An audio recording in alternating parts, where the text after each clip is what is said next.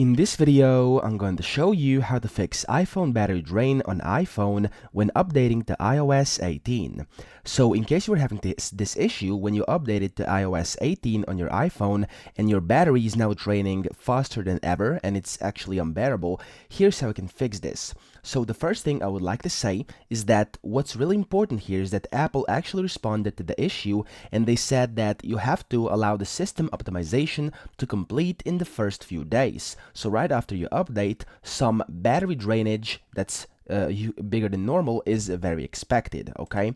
So I'm gonna list this over here. After updating to iOS 18, especially the beta versions, background functions run to optimize the system. So after you've done this, after you've updated, the background functions, which will update and kind of adapt the system and your phone, may run for a few days, which may cause temporary battery drain and heating.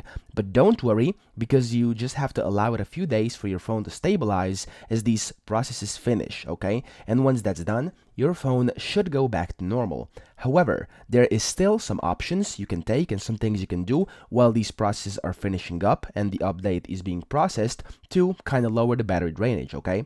So the first one would be to use the low power mode, and you can activate low power mode to conserve battery.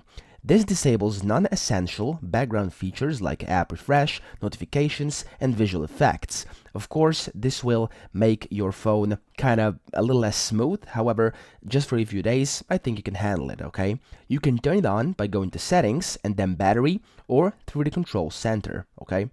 Now, the second thing you can do over here is to connect to Wi-Fi whenever it's possible. So instead of cellular data, use Wi-Fi whenever you can, and this will also decrease your battery drainage.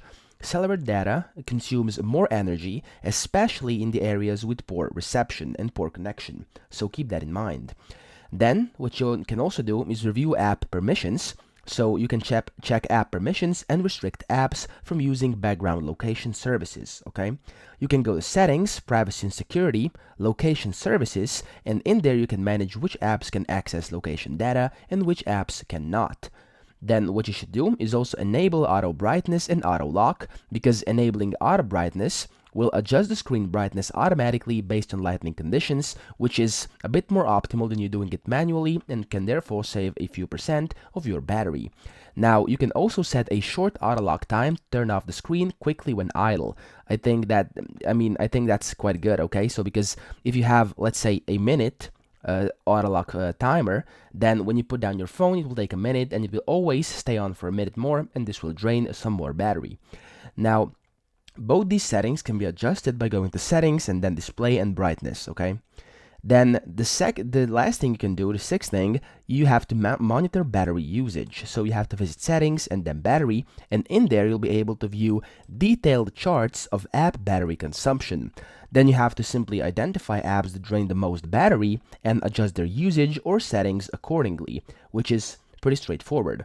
So by following these steps, you can then help reduce battery drain and improve overall performance after updating to iOS 18. Once your battery stabilizes and your battery is kind of back to normal, as I said, after a few days, you can simply do these things again and put them back to how they were before. So that's pretty much it. I hope this video helped you out, and if it did, please subscribe to the channel and help me out as well.